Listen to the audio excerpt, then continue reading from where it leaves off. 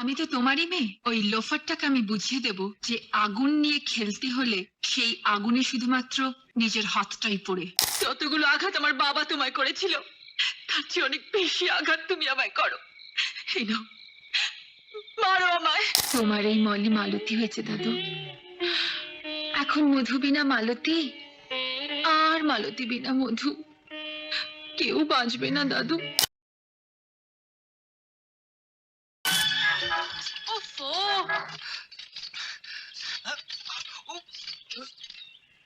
এই এই কি হলোটা কি? শিট,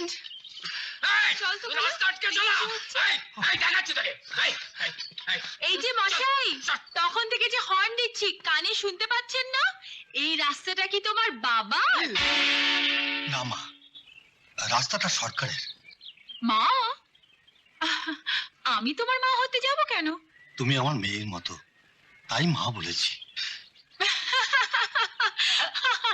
তোমার মেয়ের মতো? নিজের দিকে একবার ভালো করে তাকিয়ে দেখেছো? শোনো, আমার কপালটা এত খারাপ হয়নি যে তোমার মতো গরিবের ঘরে আমার জন্ম হবে।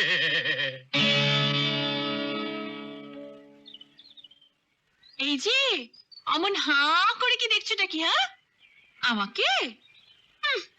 তোমার মতো আমার শরীরে ঘামের দুর্গন্ধ নেই, আছে দামি পারফিউমের গন্ধ। এই সরাও এগুলো, নয়তো ধাক্কা মেরে ফেলে দেবো বলছি। রাস্তাটা সরু, আপনি একটু অপেক্ষা করুন। আমি ঠেলে ভ্যানটা সরিয়ে দিচ্ছি। ইম্পসিবল, তোমার জন্য আমি অপেক্ষা করব। সরাও, সরাও বলছি। আপনি ভ্যানটা ঠেলে ফেলে দেবেন না, দোহাই আপনার। ইউ স্কাউন্ড্রেল, তোমার এত বড় সাহস! তোমার এই নোংরা হাত দিয়ে তুমি আমার হাত ধরলে? You swine!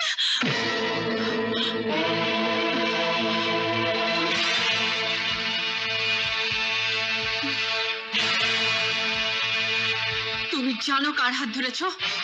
একজন অহংকারী ধনী দুলালির মেয়েরা, যে হাত দিয়ে ওর মতন একটা গরিবকে চড় মারতে গেছিল।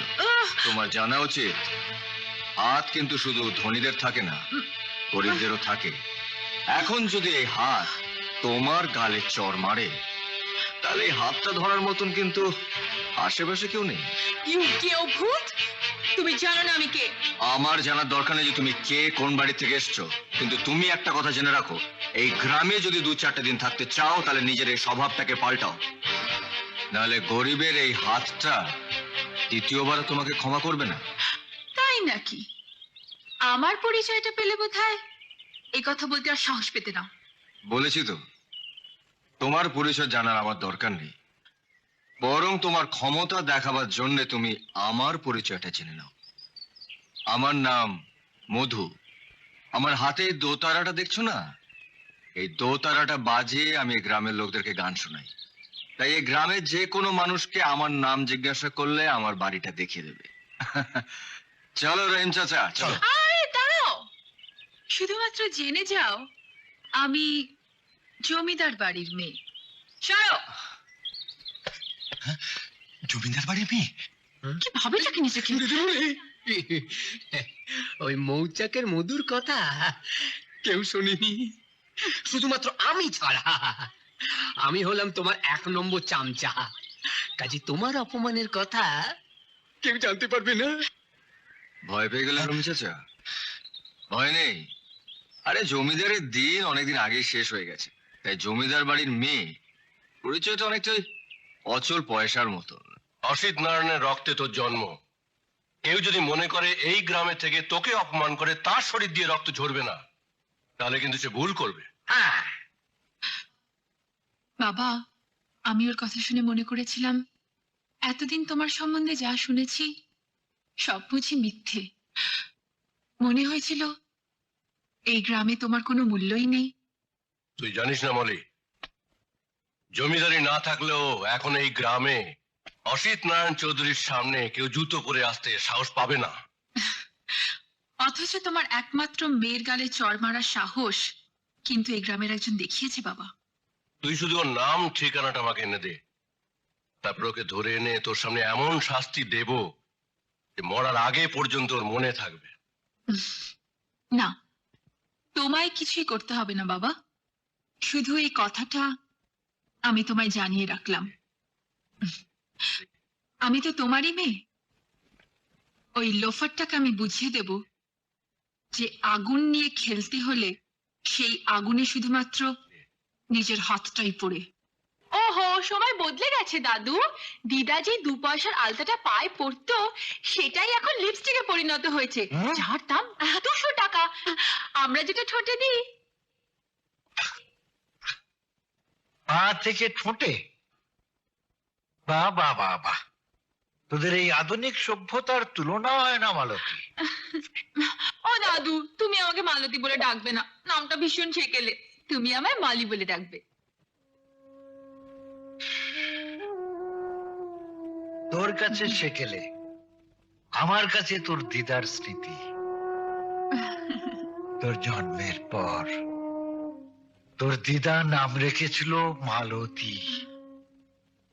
তুই যতদিন এ বাড়িতে থাকবি আমাকে মালতী বলে ডাকতে দিস।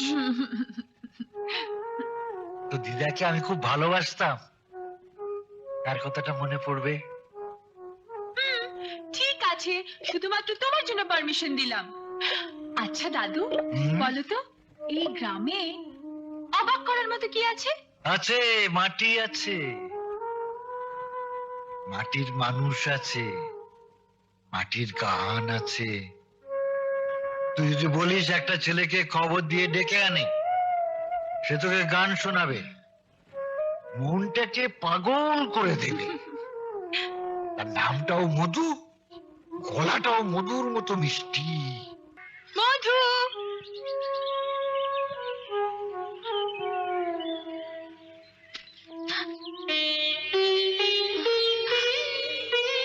মেম সাহেব, তুমি? আরে, তোমার সঙ্গে তোমার পাইক পেয়াদা কোথায়? ওহো, আমি তো ভুলেই গেছিলাম যে তোমাদের জমিদারির দিন শেষ। শোনো মধু, সেদিনের কথাগুলো আমার যত খারাপ লেগেছিল আজ আর তা লাগবে না। তুমি আমাকে একদম বদলে দিয়েছো মধু।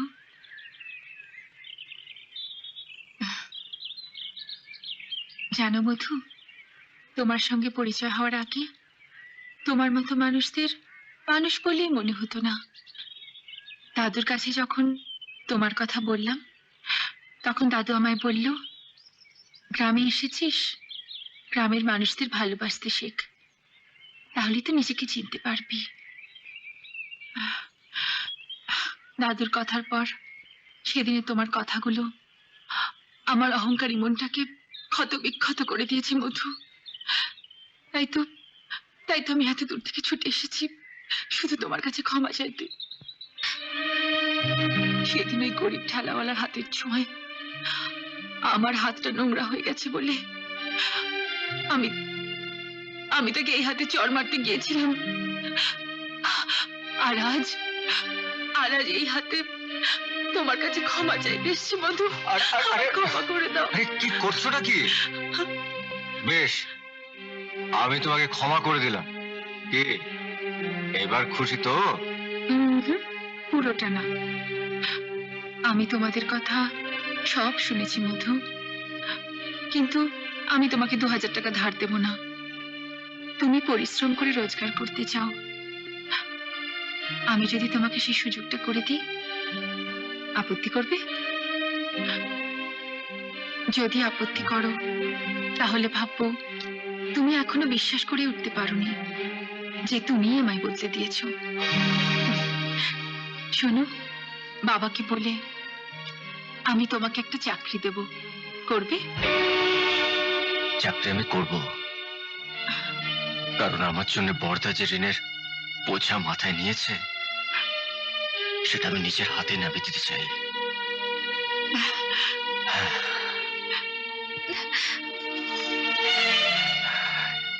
দেবী খুব অভিমানী। ওর টাকাটা না নিয়ে কাজ করতে রাজি হয়েছি বলে রাগ করে চলে গেল। প্রয়োজন ছাড়া আমি কোনো কাজ করি না দাদু। আমার প্রয়োজনেই আমি বাবাকে বলে মধুকে চাকরি দিয়েছি। আজ আমার প্রয়োজনেই আমি মধুকে আমাদের বাড়িতে ডেকে পাঠিয়েছি। তোকে তোমার ভালো ঠেকছে না? আরে, এর মধ্যে কোনো কুমতলব নেই তো? মতলব আমার মনের মধ্যে একটা ঠিকই আছে দাদু, তবে সেটা কি ভালো না মন্দ সেটাই মুহূর্তে তোমায় আমি বলতে পারবো না। মধু এই বাড়িতে এলে তবেই সব জানতে পারবে, বুঝেছো? মেম সাহেব, মেম সাহেব, মেম সাহেব। মধু, তুমি এসেছো? আমি তো ভাবলাম তুমি আসবেই না। তুমি আমার বড় উপকার করেছো মেম সাহেব। তুমি ডেকেছো আর আমি না আসলে তো আমি তোমার কাছে স্বার্থপর হয়ে যাব। বলো আমাকে কেন ডেকেছো? বলছি, তার আগে তোমাকে একটা জিনিস খাওয়াবো, 1 মিনিট।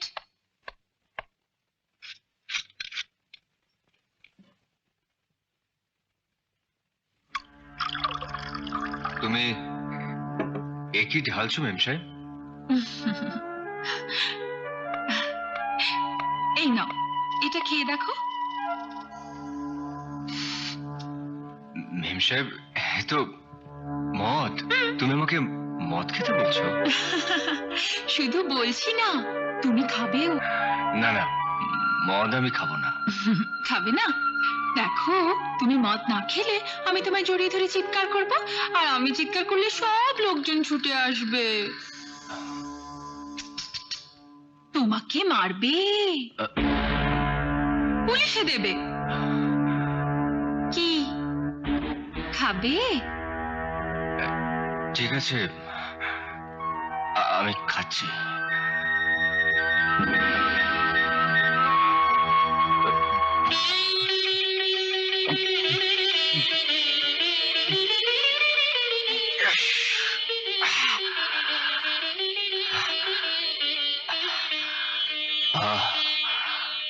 দারুণ লাগছে তো।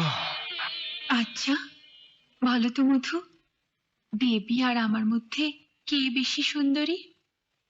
বলবো, হুম। তুমি বেশি সুন্দরী মেম সাহেব। তাহলে বলো, তুমি আমাকে ভালোবাসো? আমি তোমাকে ভালোবাসি। আরো জোরে। আমি তোমাকে ভালোবাসি। আরো জোরে মধু। আমি তোমাকে ভালোবাসি, ভালোবাসি, ভালোবাসি। বলে দেখো না বাবা, এই ছোট লোকটা আমাদের বাড়িতে ঢুকে তোমারই মদ খেয়ে বলে কিনা আমি ভালোবাসি। কত বড় সাহস দেখেছো? এই ছোট লোকের বাচ্চা, তোর এত বড় সাহস তুই আমারই বাড়িতে এসে আমারই বাড়িতে মদ খেয়ে আমারই মেয়েকে ভালোবাসার কথা বলে?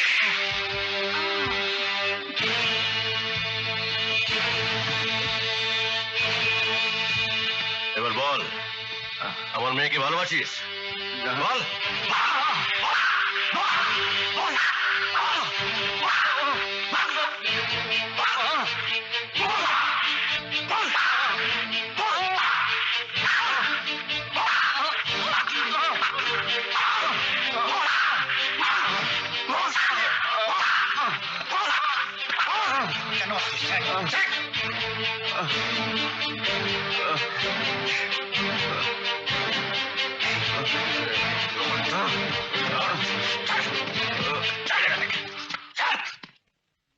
এই তো, এই তো, তোর মধ্যে এবার সত্যি সত্যি জমিদারের রক্ত কথা বলে উঠেছে রে মালতী। কিন্তু দুঃখ একটাই, জিততে পারলি না, হেরে গেছি। সামান্য একটা গরিবের বেটা জমিদারের বেটিকে হারিয়ে দিয়ে গেল। আমি আমার অপমানের প্রতিশোধ নিয়েছি দাদু, এরপরেও বলছি আমি হেরে গেছি? হ্যাঁ, হেরে গেছিস। কেন হেরে গেছিস জানিস? তোর জন্যে বিনা অপরাধে মধু তোর বাবার চাবুকের আঘাত সহ্য করলো। মধু কিন্তু একবারের জন্য বলেনি যে তুই তাকে মদ খেতে বাধ্য করেছিলি, একবারও বলেনি যে এটা তোর ষড়যন্ত্র। তুই প্রতিশোধ নেওয়ার জন্য একটা নাটক করেছিলি, আর তোর সেই মিথ্যে নাটকটাকে সত্যি করার জন্য মধু তোকে দয়া করে গেছে। করুণা করুণা করুণা করে গেল তোকে। তুমি হাসি বন্ধ করো প্লিজ। তুমি হাসি বন্ধ করো দাদু। না। মেম সাহেব, মেম সাহেব।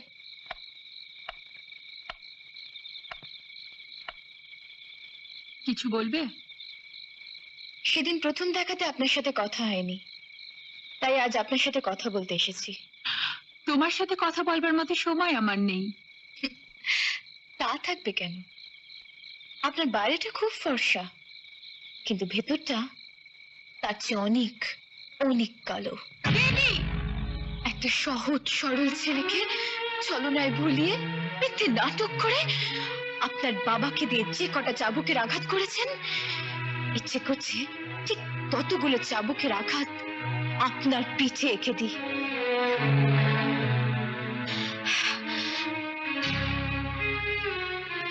মধুর শরীর থেকে হয়তো একদিন আপনার বাবার দেওয়া চাবুকের আঘাতের দাগগুলো মুছে যাবে, কিন্তু তার বদলে যে ঘৃণার জন্ম হয়েছে মধুর মনে, তা কোনোদিন মুছবে না।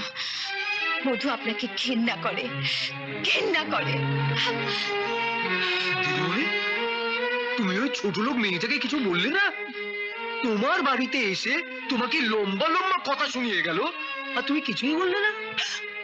আমার সামনে থেকে চলে যাও, চলে যাও বলছি।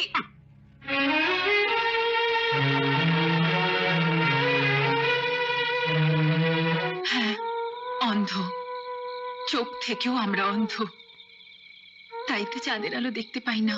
তুমি তুমি এখানে এসেছো কোন সাহসে? মধুকে এভাবে রক্তাক্ত করার পরও তোমার এখানে আসতে এতটুকু সংকোচ বোধ হলো না? যাও, যাও, যাও, যাও, চলে যাও।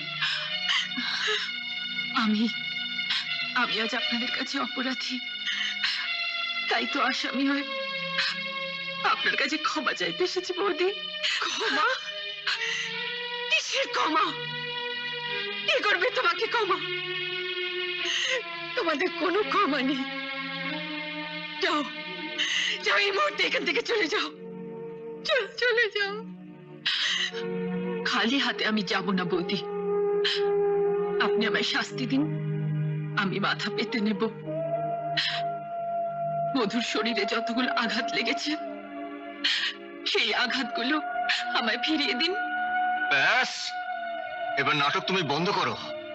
অনেক নাটক তুমি করেছো, এবার এখান থেকে চলে গিয়ে আমাদের মুক্তি দাও। যাও। ঠিক আছে, আমি চলে যাচ্ছি, তবে যাওয়ার আগে একটা কথা বলে যাই। মধুর শরীরে যতটা রক্ত ঝরেছে, ঠিক ততটাই রক্ত আমার বুক থেকেও ঝরেছে। সেটা তো আপনারা দেখতে পাচ্ছেন না। আমি আবার রক্ত ঝরিয়ে আবার ফিরে আসব। তখন আমাকে ক্ষমা করতে না পারেন, অন্তত করুণা তো করবেন।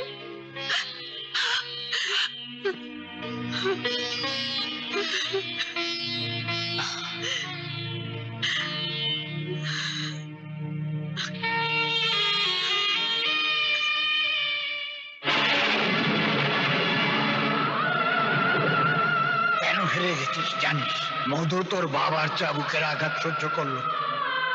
মধু কিন্তু একবারের জন্য বলেনি যে তুই তাকে মদ খেতে বাধ্য করেছিস, একবারও বলেনি যে এটা তোর ষড়যন্ত্র। আর তোর সেই মিথ্যে নাটকটাকে সত্যি করার জন্য মধু তোকে দয়া করে গেছে।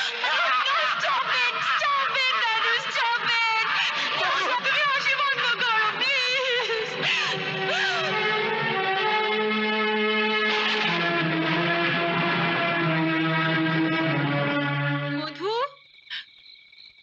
মধু, মধু,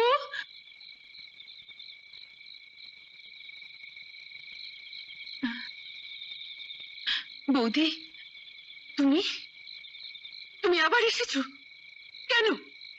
কি চাও বলো তো তুমি? তোমাকে দেওয়ার মতো আমাদের মতো গরিবের ঘরে কিছুই নেই। তোমাদের ঘরে যা আছে তা তো ধনীদের ঘরেও নেই বৌদি। এত মায়া, মমতা, স্নেহ, ভালোবাসা, তা তো শুধু তোমার কাছেই আছে। শুধু একটি বারের জন্য মধুকে ডেকে দাও। আমি আমি দুটো কথা বলে চলে যাব, আর কোনোদিন ফিরবো না। এই মুখ আর তোমাদের কোনোদিন দেখাবো না বৌদি, কোনোদিন দেখাবো না।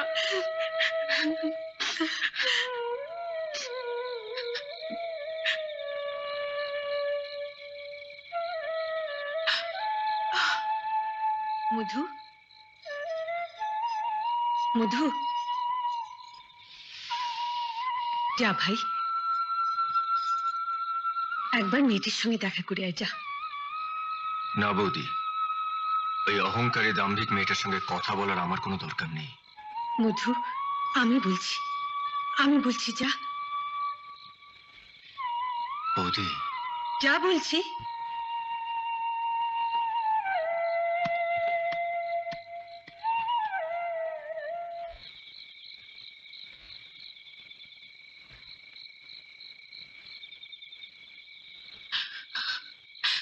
এই নাও মধু, এই সেই চাবুক যা দিয়ে আমার বাবা তোমাকে আঘাত করে ক্ষত বিক্ষত করে দিয়েছিল।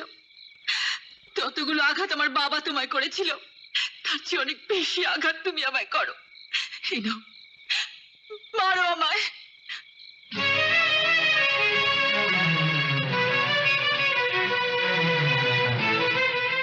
মারো মধু, মারো আমায়, মারো মধু, মারো। তোমার শরীরে যত শক্তি আছে তাই দিয়ে আমাকে আঘাত করো। আঘাতে আঘাতে আমায় জর্জরিত করে আমার চিতায় তুলে তুমি প্রতিশোধ নাও মধু, প্রতিশোধ নাও, প্রতিশোধ নাও। না! আঘাত যখন করতে পারলে না, তখন আমাকে ক্ষমা করে কাছে টেনে নাও মধু। আমি জীবনে কখনো আমার মায়ের ভালোবাসা শাসন পাইনি। তোমাদের মাটির ঘরে যে এত সুখ, তা আগে কখনো জানতাম না। আমাকে এত পাওয়ার থেকে বঞ্চিত করো না মধু। আমার চোখের দিকে তাকিয়ে দেখো, সেখানে শুধু তোমারই ছবি আঁকা আছে। আমি তোমাকে ভালোবাসি মধু, আমি তোমাকে খুব ভালোবাসি।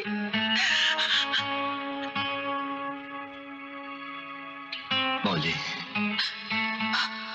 মলি নয়, বলো মালতী।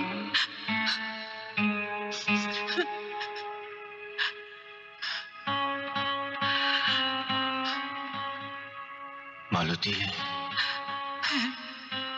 মালতী, শুধু তোমার মালতী। আমি শুধু তোমার মালতী হয়ে বাঁচতে চাই।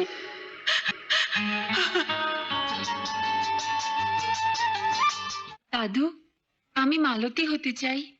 আমার জীবন থেকে মলি নামের ওই অহংকারী মেয়েটির সবকিছু ধুয়ে মুছে পরিষ্কার করে দিতে চাই দাদু। সত্যি সত্যি সত্যি বলছিস সত্যি বলছি দাদু। নাকি আমাকে বোকা বানাচ্ছিস দিদি ভাই? দিদি ভাই নয়, মালতী। হ্যাঁ, ওগো ওগো, শুনছো তোমার মালতী কি বলছে? মালতী, আমার হারিয়ে যাওয়া মালতী, হায় হায় হায়, আয় আয় আমার কাছে একটু বস বস বস। আজ তোর মাঝে তোর দিদাকে দেখি। দাদু, এভাবে তুমি আমার মাঝে দিদাকে খুঁজে পাবে না দাদু। শোনো না দাদু, আমাকে দিদার শাড়ি বার করে দাও, আমি দিদার মতো করে সাজবো। সত্যি শাড়ি পরবি? হুম তোর দিদার মতো সাজবি? হুম, সাজবো দাদু, সাজবো।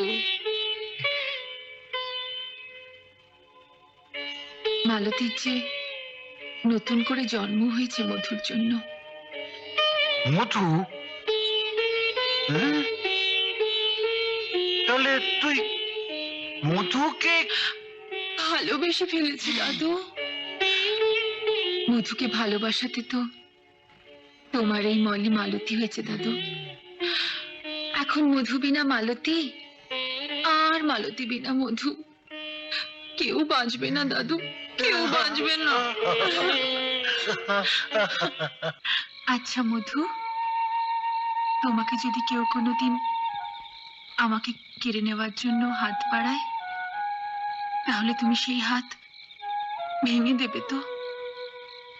আমি ঠিকই পারবো, কিন্তু কখনো যদি তোমার বাবা তোমাকে আমার কাছ থেকে কেড়ে নিতে চায়, তখন তুমি কি করবে?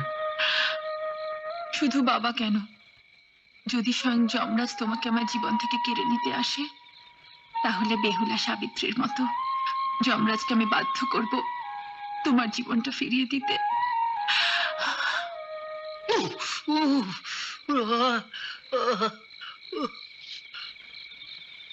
ও দিদিমণি, হ্যাঁ? দিদিমণি, মশা কামড়ায়। উরে বাবা রে, উরে বাবা, উফ। আচ্ছা, আর কত সময় পাহারা দেবো? উরে বাবা রে। এবার তুমি বাড়ি যাও, অনেক রাত হয়ে গেছে। তুমি বাড়ি যাও এবং তোমার ভোলাকে মশার কামড়ের হাত থেকে বাঁচাও। চলো।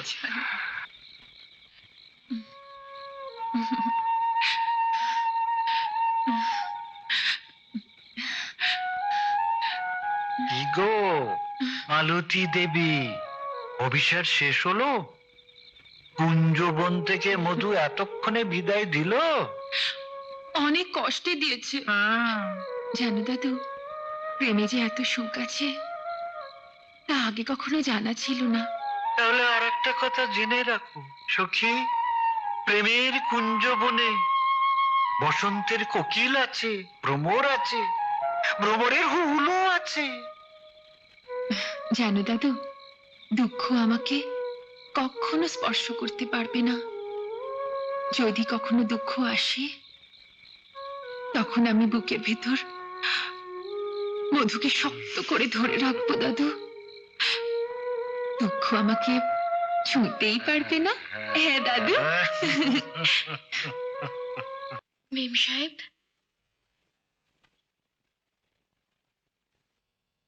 দেবী তুমি? হ্যাঁ, ভয় নেই মেম সাহেব, আজ আপনাকে খারাপ কিছু বলতে আসিনি। সেদিন যদি আমার কথা দুঃখ পেয়ে থাকেন,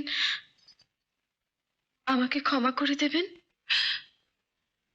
এ তুমি কি বলছো দেবী? তুমি আর দাদু যদি সেদিন আমাকে বিদ্রুপ করে কথা না বলতে, তাহলে কি আর আমি মলি থেকে মালতী হতে পারতাম? আমি তো তোমার কাছে কৃতজ্ঞ দেবী। তুমি আমাকে মালতী বানিয়েছো। তোমার জন্যই আমি মধুকে ঘৃণার পরিবর্তে ভালোবাসতে শিখলাম। বলো দেবী, তোমার এই উপকারের জন্য আমি তোমাকে কি দিয়ে খুশি করতে পারি বলো তো? খুশি করার মতো আমাকে কিছু দিতে হবে না, আমি নিজেই আপনার জন্য একটা উপহার নিয়ে এসেছি। বলুন মেম সাহেব, আপনি আমার উপহারটা ফিরিয়ে দেবেন না? না, দাও। হাতে নয়, বসুন।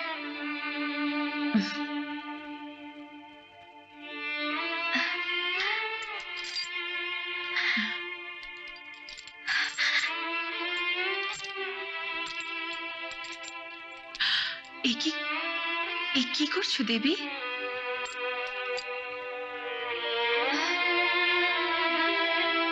মেম সাহেব, এই নূপুর জোড়া আমার মনের মানুষ আমাকে দিয়েছিল।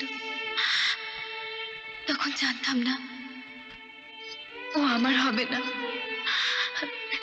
তাই তাই যখন জানলাম ও আপনার মনের মানুষ হয়েছে, যখন জানলাম ও আপনাকে ভালোবেসেছে, তখন এই নূপুর জোড়া আপনাকে পরিয়ে দিতে এলাম।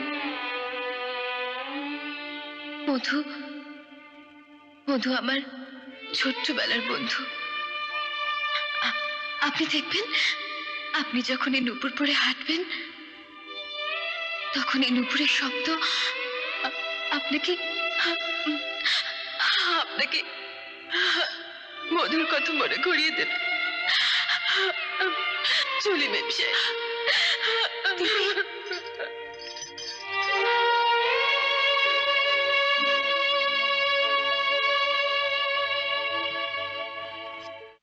কে? হ্যাঁ, আমার মালতী দিদি। ঝুম ঝুম ঝুম ঝুম। দাঁড়ালি কেন মালতী? একটু হাঁট। তোর পায়ের নুপুরের শব্দটা আমি আর একবার শুনতে চাই।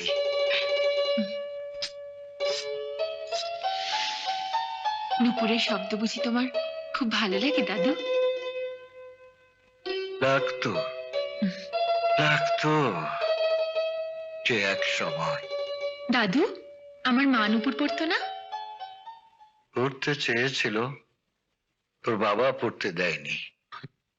তোর বাবার কাছে নুপুরের শব্দের চেয়ে জলসাগরের বাইজির পায়ের ঘুঙুর অনেক বেশি ভালো লাগতো। দাদু, বাবা পা থেকে কোনোদিন নুপুর খুলে নেবে না তো? পারবে না। আমি তোর পাশে আছি না। নুপুর খুলে নিতে চাইলে বলবো আমি কিনে দিয়েছি নুপুর। দেখো, বাবা আবার কলকাতা থেকে ফিরে এলে কথাটা ভুলে যেও না কিন্তু। এখানে এ বাড়িতে তোমার পাশে থেকে আমি সব কাজ করব বৌদি। কেন পাগলটাকে খুঁজে পাচ্ছিস না বুঝি? শোন, শক্ত করে ধরে রাখবি যাতে উড়ে না যেতে পারে, বুঝলি? বৌদি, হুম?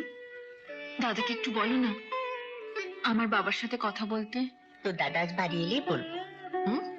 বলতেই তো এলাম। যে না, আপনাকে নয়, দিদিমণিকে। শিগগিরই চলো, চিড়িয়াখানা থেকে একটা বাঁদর এসেছেন বাড়িতে। দাদাবাবু বললেন তোমাকে নিয়ে যেতে, ওকে পোষ মানাতে হবে। বাঁদর আমাদের বাড়িতে? হ্যাঁ, বাড়ি চলো, বাঁদর খেলা দেখবে। আসি বৌদি, মধুকে বলো আমি পরে আসবো। চলো চলি। Molly darling, you are beautiful. আমার মতো গুন্ডার জীবনে তুমি আসবে তা আমি ভাবতেও পারিনি। কে তুমি? আমার ছবিতে কিস করলে কেন?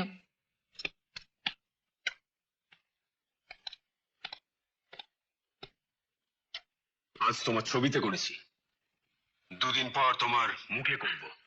বলে তুমি রাজেশের গায়ে হাত তোলার আগে ওর পরিচয়টা জেনেছো? অভদ্র মানুষের জন্য পরিচয় জানতে হয় না। রাজেশ, তুমি কিছু মনে করো না, তুমি তোমার ঘরে যাও, আমি মলির সঙ্গে কথা বলছি। Okay uncle. মলি, তোমাকে এই সমস্ত শাড়ি পরতে বলেছে কে? দাদা বলেছে। কেন, মা দিদা শাড়ি পরতো না বুঝি? আর এটাই গ্রামের মেয়েদের জন্য সুন্দর তুমি পোশাক। গ্রামের মেয়ে নাও, ভুলে যেও না তুমি লন্ডনে বড় হয়েছো। তুমি এই গ্রামে থাকো, আমার মা দিদা এই গ্রামে থেকেছে, আর তাই এই গ্রামেই আমার জন্ম হয়েছে। আর সেই পরিচয়টা আমি কিছুতেই ফেলে দিতে পারবো না। আমি মাত্র কিছুদিন বাড়িতে ছিলাম না, তার মধ্যে তোমার এতটা পরিবর্তন। মধু ছেলেটাকে?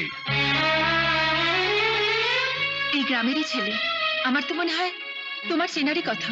ওর সাথে তোমার কিসের সম্পর্ক? এই কথাটা তোমার জানার অধিকার আছে বাবা। আমি আমি মধুকে ভালোবাসি। মলি? মলি নামটা আমার ভালো লাগে না বাবা, তুমি আমাকে মালতী বলে ডেকো। মালতী নামটা বুঝি মধুর পাশাপাশি মানায়? মিথ্যা বলনি বাবা। কোনটা সত্য আর কোনটা মিথ্যে সেটা বোঝার মতো বয়স তোমার এখনো হয়নি মলি। যদি হতো তাহলে অসিত নারায়ণের একমাত্র মেয়ে হয়ে মধুর মতো একটা গরিব ছেলেকে তুমি ভালোবাসতে পারতে না। বাবা, ধন সম্পদ আর অর্থের দাঁড়িপাল্লায় ওজন করলে মধুরা গরিব সত্যি, কিন্তু মধুদের কাছে যে সম্পদ আছে তা তোমাদের কাছে নেই বাবা। মধুদের কাছে পরমা বৌদির মতো একজন স্নেহময়ী বৌদি আছে, যার অন্তরটা একেবারে মায়ের মতন, যা আমাদের বাড়িতে নেই। মধুদের বাড়িতে রামদার মতো একজন বড় ভাই আছে, যার অন্তরটা একেবারে আকাশের মতো বিশাল, যা যা তোমার নেই বাবা।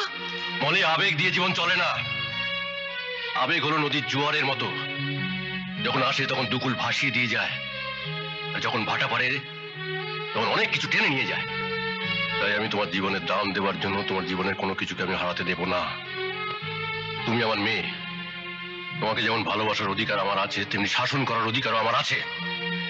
অস্বীকার করি না বাবা, কিন্তু তোমারও তো জানা উচিত শাসন করার নামে তুমি যদি আমার মনের উপর জোর খাটাতে চাও তাহলে সেই শাসন আমি কখনো মেনে নেব না। আর তাই বলছি, আমার সাথে বিয়ে দেবার জন্য যে জঙ্গলি জানোয়ারটাকে বাড়িতে আমদানি করেছো তাকে এই মুহূর্তে বাড়ি থেকে চলে যেতে বলো।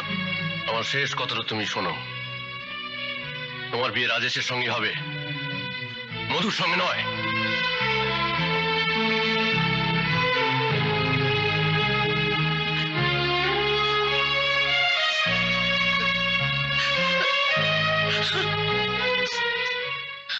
বৌদি, মালতী তুমি? বৌদি, বড় বিপদে পড়ে তোমার কাছে ছুটে এসেছি গো। বাবা বাবা আমার বিয়ে দেওয়ার সিদ্ধান্ত নিয়ে নিয়েছে, তাই তাই তোমায় বলতে এসেছি আমায় আজ রাতেই যেন মায়ের মন্দিরের মধ্যে বিয়ে করে ঘরে তুলে নেয়, নইলে বাবা বাবা জোর করে ওই একটা জানোয়ারের সাথে আমায় বিয়ে দিয়ে দেবে। তুমি বাড়ি যাও মালতী, এইভাবে এত রাতে এখানে আসা তোমার উচিত হয়নি। এছাড়া আমার আর কোনো পথ ছিল না। আপনি জানেন না বড়দা, আমি বাড়ি ফিরে গেলে আমার বাবা আমার আশা আকাঙ্ক্ষা সবকিছু ধুলোয় মিশিয়ে দেবে। আমি আমি যে আমি যে মধুকে ছাড়া বাঁচবো না বড়দা। মালতী, আমি তোমাকে বাড়ি যেতে বলেছি। না না বর্দা, ওকে তুমি ফিরে যেতে বলো না। ও চলে গেলে আমিও বাঁচবো না। মধু, আজ ওকে ফিরে যেতেই হবে।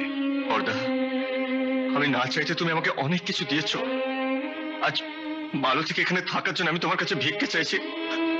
আমার এই ভিক্ষে তুমি ফিরিয়ে দিও না বর্দা। ওরে পাগল, মালতীকে তোর জীবন থেকে সরিয়ে দেওয়ার জন্য আমি মালতীকে ফিরে যেতে বলিনি। আর ভিক্ষের কথা বলছিস কেন? ভিক্ষে চাইবো আমি।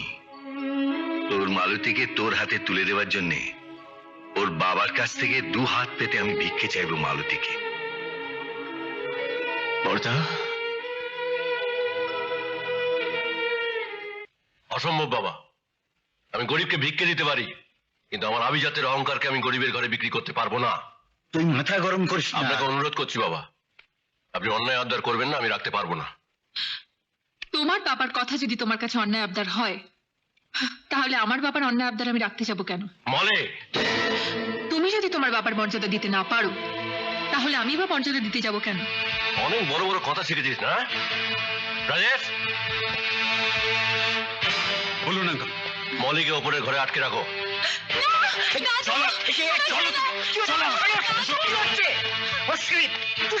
আপনি কোনো কথা বলবেন না বাবা, আপনার জন্য আজকে মলি মালতী হতে চেয়েছে, কিন্তু আমি মলিকে মালতী হতে দেব না। বড়বাবু, মধুর দাদা এসেছে, আপনার সঙ্গে দেখা করতে চায়। বাবা, আপনি আপনার ঘরে যান। অসিত, বাবা, মালতী, মালতী, মধু, মধু আমি এখানে। মালতী, মধু, ওরা আমাকে এখানে আটকে রেখেছিল। মালতী, আমি তোমাকে আমার দাদার কাছে নিয়ে যাবো। এসো, এসো আমার সঙ্গে। মধু, মলির হাত ছাড়, নইলে তোর হাত আমি কেটে ফেলে দেবো। মধু, এই শয়তানটা তোমার দাদাকে কুত্তার মতো মেরেছে। তুই আমার বর্দার গায়ে হাত তুলেছিস, তোর এই হাতটা আজ আমি ভেঙে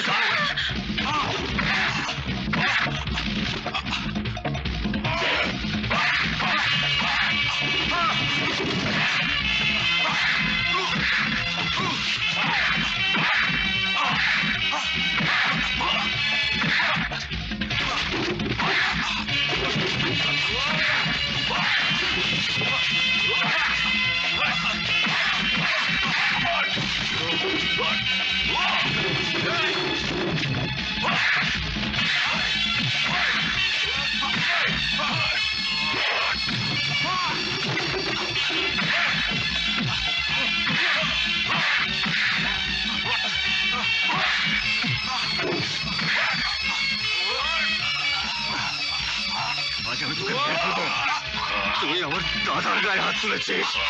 আমার দেবতার মতন দাদার গায়ে দাদু দাদু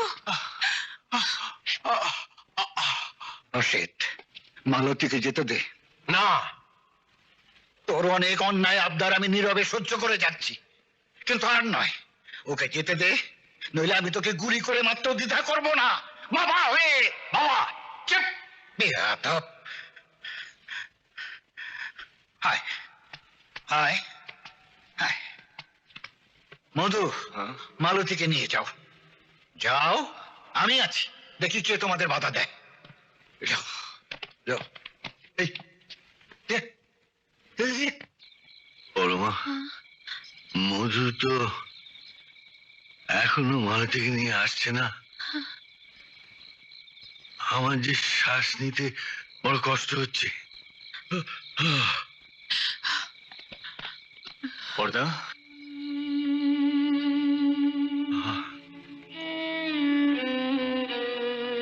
মালতীকে নিয়ে এসছি, এসো। মালতী, পর্দা, তোমার শরীর থেকে ঝরে যাওয়ার রক্ত আজ আমি নিজের হাতে তোমার চোখের সামনে মালতীর স্মৃতিতে পড়িয়ে দিচ্ছি।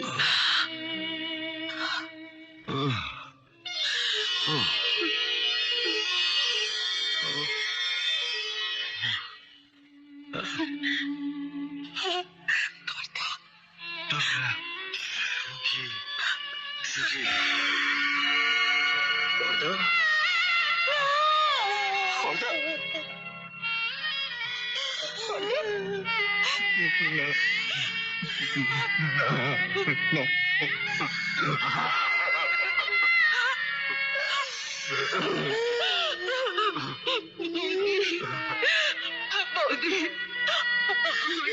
সেদিন পারতে যে তুমি তোমার নিজের স্মৃতি মুছে দিলে বৌদি, মুছে দিলে বৌদি, তোমার নিজের স্মৃতি মুছে দিলে বৌদি, মুছে দিলে বৌদি। মধু, তুই আমার কথা ভাবিস না রে। মালতীকে নিয়ে তুই কোথা পালিয়ে যা। না বৌদি, এইভাবে তোমাকে বিপদের মুখে ফেলে আমরা কোথাও যেতে পারবো না। আমার বাবা তোমাকে একা পেয়ে অত্যাচার করবে। আমার যা হবার তা তো হয়ে গেছে মালতী, কিন্তু তোদের তো বাঁচতে হবে। তোরা এখান থেকে পালিয়ে যা, পালিয়ে যা। নীলমণি, নীলমণি, তোমরা পালাও, বড়বাবু আর ওই বিদেশি কুত্তাটা তোমাকে তুলে নিয়ে যাওয়ার জন্য পুলিশ নিয়ে আসছে। মধু, মধু, আমার মাথা টিপি, তুই মালতীকে নিয়ে এখান থেকে পালিয়ে যা। না, বৌদি। আমি বলছি যা।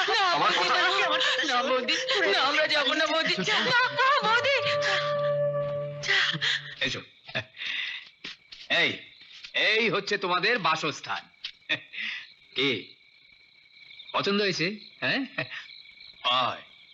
ওই ওপরে যে ব্যাটা আছে সে ছাড়া আর কেউ জানতে পারবে না। দিদিমণি, তোমার চেহারা দেখে মনে হচ্ছে পেটে কিছু পড়েনি। দাঁড়াও দেখি কিছু ব্যবস্থা করতে পারি কিনা। তুই তুই এখানে কি ব্যবস্থা করবি? এই দেখো, এর মধ্যেই ভুলে গেছো, ভোলানাথের পার্বতী আছে না, মানে আমার সুন্দরী গো, সব ব্যবস্থা হয়ে যাবে। সরো দেখি, সরো সরো সরো সরো।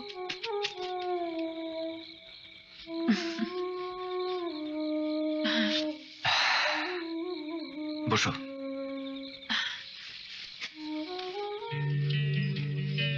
তোমার জন্য খুব কষ্ট হচ্ছে মালতী। কোথায় রাজপ্রাসাদে পালঙ্কের নরম বিছানায় শুতে, আর এখানে কোনো মাদুরও নেই যে তোমাকে শুতে দেবো। আমি যেখানে ঘুমাবো পালঙ্ক সেখানে হার মানবে। নাও এবার একটু ঘুমো তো।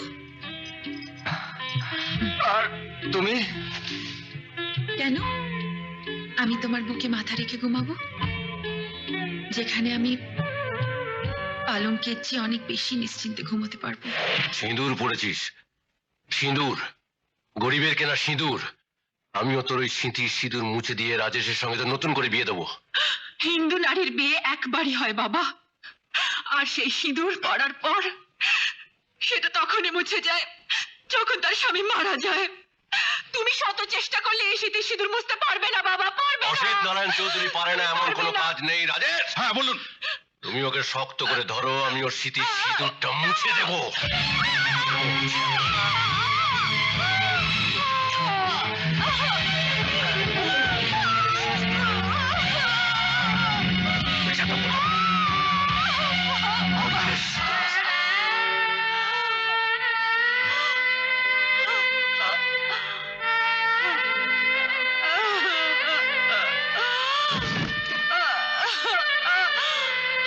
শোনো বাবা, আমাকে আটকে রেখে তোমার কোনো লাভ হবে না। বড় জোর আমার মৃতদেহটাকে জ্বালিয়ে পুড়িয়ে নিশ্চিহ্ন করে দিতে পারো, কিন্তু মধুর মালতীকে তুমি দ্বিতীয়বার বিয়ে দিতে পারবে না বাবা, পারবে না, পারবে না।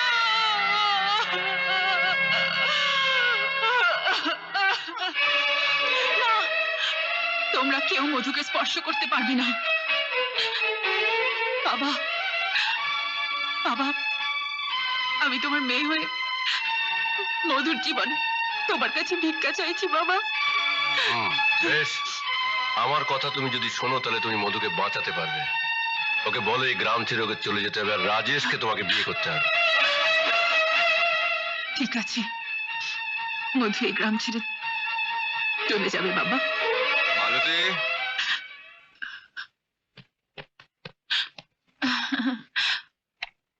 ও রাজেশ, বিয়ের পরে আমরা কোথায় যাব হানিমুন করতে? লন্ডনে না? ইয়েস ডার্লিং, পৃথিবী যেখানেই তুমি যেতে চাও সেখানেই তোমায় নিয়ে যাব। বলো কোথায় যাবে? মালতী,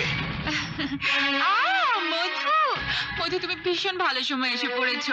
তোমাকে একটা খুশির খবর দিই, রাজেশের সাথে আমার বিয়ে। আমি নিমন্ত্রণ কার্ডটা তোমাদের পাঠিয়ে দেব, তোমরা কিন্তু অবশ্যই আসবে। তুমি কি বলছো মালতী? তুমি বিবাহিতা, তোমার স্বামী আছে? ওটা তো আমি নাটক করেছি, প্রতিশোধ নিয়েছি। মধুর সাথে আমার কোনো সম্পর্ক নেই। মালতী, মানুষের জীবন নিয়ে খেলা করা তোমার কাছে নাটক? কি অপরাধ করেছিলাম আমি যে আমার জীবনে তুমি এইভাবে খেলা করলে? আমি করে ভেটে আমার অপরাধ।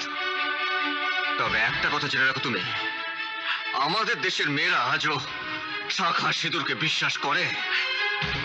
তারা বিশ্বাস করে স্বামীর পায়ের নিচে তাদের স্বর্গ। আমার ভালোবাসা যদি সত্যি হয়, তুমি একদিন না একদিন আমার কাছে ফিরে আসবে, আর আজকের এই ভুলের জন্য তুমি আমার কাছে ক্ষমা চাইবে। হ্যাঁ, চলে এসো বৌদি।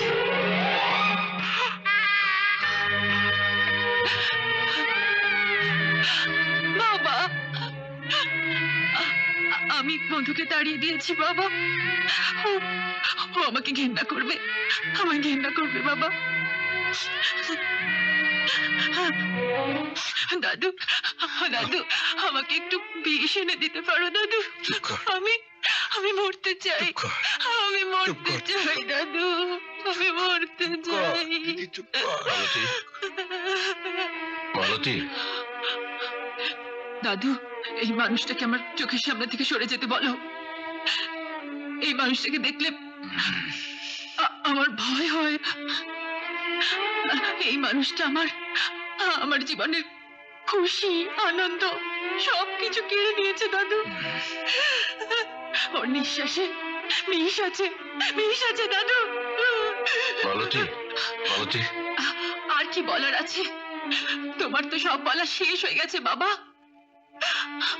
বাকি আছে শুধু তোমার বন্ধুর ছেলে রাজেশকে বিয়ে করে মন্ত্র পড়া। বলো, বলো কখন মন্ত্র পড়তে হবে? না না না, তোকে আর মন্ত্র পড়তে হবে না।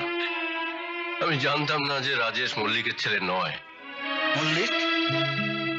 কোন মল্লিক? যাকে আমি পিটিয়ে গ্রাম ছাড়া করেছিলাম সেই মল্লিক? হ্যাঁ বাবা। ও শেখ, প্রত্যেক একটা লম্পট জুটি এনে তুই দিদি ভাইয়ের জীবনটা শেষ করে ফেলছিলি। তোকে আজ আমি শেষ করে ফেলবো, শেষ করে ফেলবো তোকে শেষ। থামো দাদু, থামো। এইসব করে আর কি লাভ? যা হবার তো তা হয়ে গেছে। তুই আমার বন্দুকটা এনে দে। আমার বন্দুকটা এনে দে।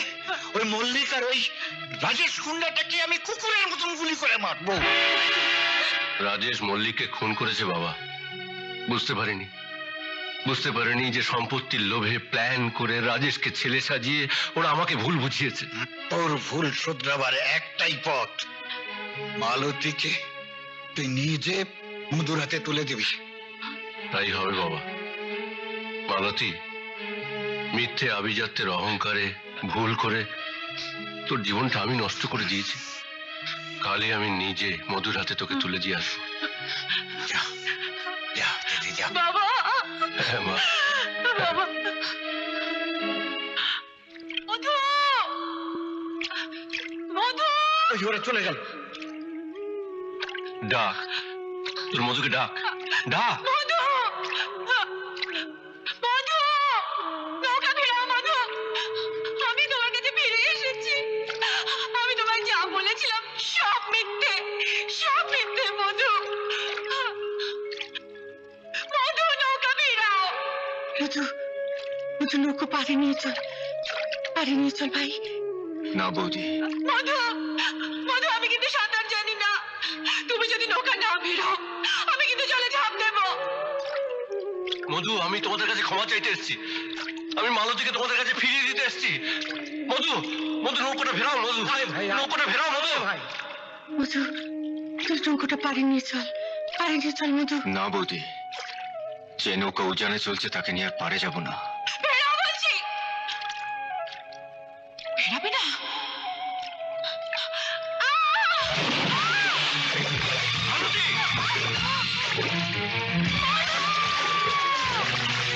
তোর যা ফেরা হবে, মধু ঠিকই বাঁচাবে।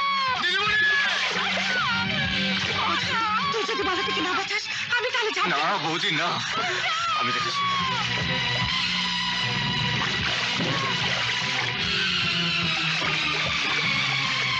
বাবা মালতী মারা যাবে। বাবা মালতী মারা যাবে। মধু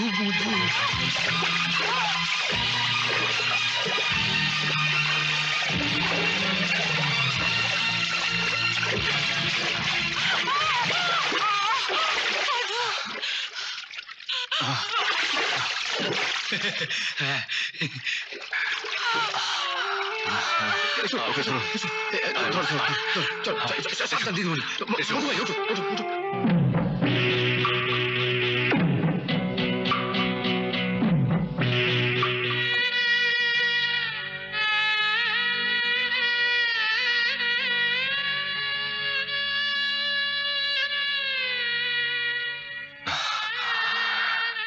দেবী এই তুই কি করলি দেবী? আমার মধুর মালতীকে মধুর কাছ থেকে কেড়ে নিয়ে যাবে, এ কি করে হয় মধু? মধুর মালতীকে কেড়ে নিয়ে যাবে বলে তুমি খুন করলে দেবী? এত ভালোবাসো তুমি মধুকে? না মেম সাহেব, ভালোবাসতে পারলাম কই? ভালো তো আপনি বেসেছেন। আমাদের কাছে যা স্বপ্ন, সে রাজপ্রাসাদ থেকে আপনি মাটিতে নেমে এসেছেন শুধু আমার বন্ধু মধুর জন্যে। হ্যাঁ দেবী, তুই আমার সত্যিকারের বন্ধু। আমিও তোর বন্ধু, কিন্তু আমি তোর স্বার্থপর বন্ধু, যে কিছু দিতে জানে না, শুধু নিতে জানে। না মধু না, তুই আমাকে অনেক দিয়েছিস। খুনের দায়ে যদি আমার ফাঁসি না হয় তাহলে কি নিয়ে বাঁচবো জানিস?